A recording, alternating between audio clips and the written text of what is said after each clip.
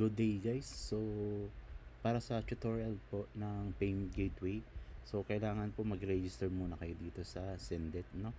So make sure naka-live na po yung account nyo dito. So gaya po nito, kung makikita nyo dito, ito nakasulat po sa kanya is live.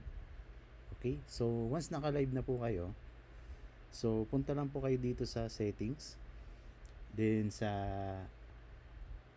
API key, click nyo lang po yan. So gawa lang po kayo dito ng generate key. Okay, so pagkagawa nyo, so dito ilagay nyo yung APK nyo. So bawa yung name ng company nyo, host of speed. So kahit ano naman po dito, okay lang din po. Then dito kailangan po naka-right po yan lahat. Right, yan, read. So kailangan ganyan po yung settings nyo, no, para ma-allow nyo po siya. So once na gawa nyo na ito, so generate key nyo lang. So meron tong requirement. So magte-text po yung ano nya, code nya sa cellphone nyo. Okay, so wait nyo na lang.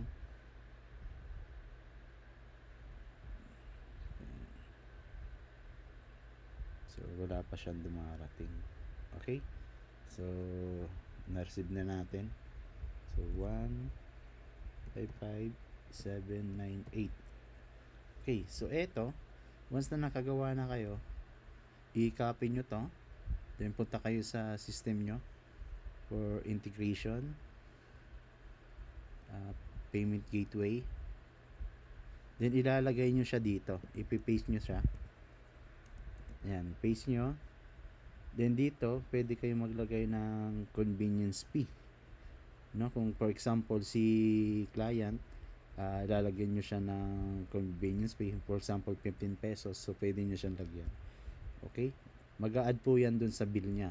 So kung 0 lang, so walang charge po si client, so yung bill nya lang po yung babayaran nya. Then dito, make sure naka-active po ito, naka-check po yan.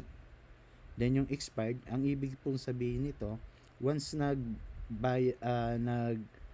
payment si client dun sa portal niya, then hindi po na ituloy, so yung invoice niya na ginawa, so madidelete lang yun dun sa Sendet is after 1 day.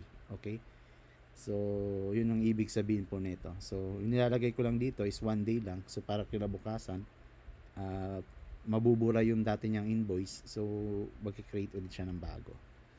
Alright, so once na paste nyo na, then dito kung makikita nyo invoice paid, ikakopy nyo po yan. Ayan, ikakopy nyo yan. Okay, copy, then punta kayo dito. So when pag na paste nyo na, then pwede nyo i-download dito yung account nyo, kasi hindi nyo na to makikita itong APK once na i-close nyo na. So pwede nyo i-download para meron kayong backup. Then close. Then punta naman kayo dito sa, scroll down din po kayo pababa. Alright, so dito may makikita kayo ditong IP allow list, no? So ito muna unahin natin. Balik kayo dito sa integration, yung ikakopy nyo lang po yan. Yan, copy nyo, then i-add nyo lang siya dito. Okay, ipipaste nyo po siya dito yung IP. Ayan, then add. Okay, so ang ibig sabihin po niyan, yung website nyo po, ina-allow nyo dito sa Sendet na gamitin. So pag hindi nyo po yan nilagay, di po gagana ang iyong payment gateway. So make sure naka-allow po yung IP nyo. Okay, then next, ikakopy natin to, yung invoice payment, copy. Okay, then punta kayo dito sa invoice paid, so ipipaste nyo lang siya dito. Right, ipipaste nyo lang yan. Ito kasi meron na ako na i-paste ko na yan, then i-test and save nyo lang po siya. Ayan, so dapat ganito yung lalabas sa kanya, walang error. So may status time 200, So, ganyan po kadali. Then, once na ilagay nyo na, then, save nyo na po siya. Okay? So, ganyan lang po ang pag-integrate ng ating payment gateway. Yun lang po. Salamat.